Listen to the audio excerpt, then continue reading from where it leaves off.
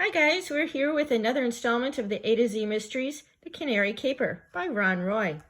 Today we'll look at Chapter 2. Early the next morning, Ruth Rose poked her head into Dink's tent. "Wake up, you guys!" Dink shot up out of a sound sleep. "Did Tiger come back?" he asked, peering sleepily at Ruth Rose. "No, she didn't. I'm going to the police station, and I want you guys to come with me." Josh rolled over in a sleeping bag. "To report a missing cat?" "No, to report a missing cat and a missing canary," Ruth Rose said. Then she ducked back out of the tent. Dink and Josh looked at each other, then crawled out after her. Ruth Rose was pacing back and forth across the lawn. "Guys, it's just too weird," she said. "Two animals disappeared from the same street on the same day." Ruth Rose stopped pacing and looked at them. "I don't think Mozart and Tiger walked off. I think they were stolen. I'm taking Nate home, and then you guys are coming with me to talk to Officer Fallon." Ruth Rose woke up Nate, took his hand, and marched towards her house. Dink and Josh just looked at each other and shrugged. Then they walked into Dink's house. Josh poured 2 bowls of cereal while Dink ran up to his room to change. Loretta, his guinea pig, squeaked a hello to Dink from her cage. Josh was slurping up his wheat treats when Dink came back down. "I've been thinking," Josh said. "Wouldn't Tiger eat Mozart if someone kidnapped them both?" Dink shrugged. "I don't know. I'm not even sure that Tiger and Mozart were kidnapped," he said between bites. "But Ruth Rose is our friend, so let's go to the police station with her." Ruth Rose walked in wearing blue shorts and a red shirt. "You guys ready to go?" she asked. Dink stared. He had never seen Ruth Rose wear 2 different colors at the same time. He gave Josh a look, but Josh was busy reading the back of the cereal box and didn't notice. "Yep, we're ready," Dink said, putting the bowls and glasses into the sink. They found Officer Fallon at his desk. He was typing at his computer, chewing gum and sipping tea all at the same time. "Well, hi, gang," he said, smiling at the kids. "Going to the circus this weekend? How about some free passes?" "No, thanks. We went yesterday," Dink said. Officer Fallon handed Josh 3 tickets. "Go again. I'm the Green Lawn Police." "Officer Fallon, I have a problem," Ruth Rose said. He pointed at some chairs. "Have a seat. I'm all ears." "It's my cat Tiger. She's been gone for a whole day and night," Ruth Rose said.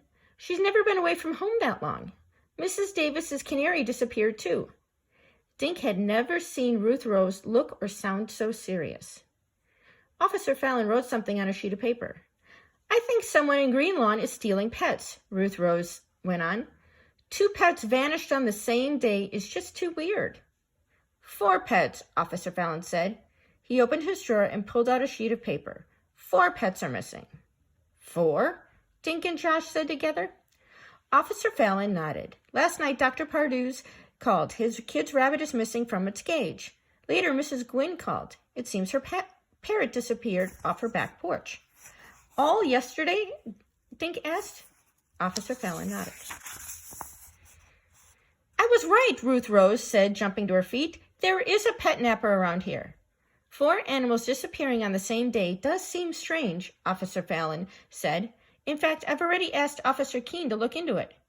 He looked at Ruth Rose. "Could it be that your cat just took a little vacation, Ruth Rose?" "I used to have a cat who was a real wanderer." "Well, Tiger isn't," Ruth Rose answered firmly. Officer Fallon nodded. He told the kids he'd let them know if he discovered anything. The kids left the police station and walked towards Main Street. "Sounds like you might be right, Ruth Rose," Dink said. "Maybe we should go see Mrs. Wong, just in case." Josh suggested. "People always bring her stray animals. Maybe someone found Tiger and brought her to the pet shop." Ruth Rose rewarded Josh with a huge smile. "Great idea, Josh." They passed Howard's barber shop. Howard was out front sweeping his sidewalk. "Have you seen my big orange cat?" Ruth Rose called. Howard shook his head. "Sorry, Ruth Rose." At the Furry Feet Pet Shop, Mrs. Wong told Ruth Rose the same thing. "Nobody brought Tiger in," she said, "but I'll keep my eyes peeled." "Mrs. Davis's canary is gone too," Dink told Mrs. Wong. "And Dr. Pardue's rabbit and Mrs. Gwynn's parrot," Josh said. 4 animals are missing? That is very strange. Mrs. Wong glanced around her shop. I guess I should count my own critters. May I use your phone, Mrs. Wong? Ruth Rose asked. I want to call my mom and see if Tiger's home yet. Help yourself, Mrs. Wong said. Ruth Rose dialed, spoke quietly to her mother, then hung up. Tiger's still gone, she said. Who'd want to steal a canary, a cat, a parrot, and a rabbit? I don't know, Dink said, but we're going to find out. There you have it, the end of Chapter 2. It's getting interesting, guys. Stay tuned for some more. Thanks for watching.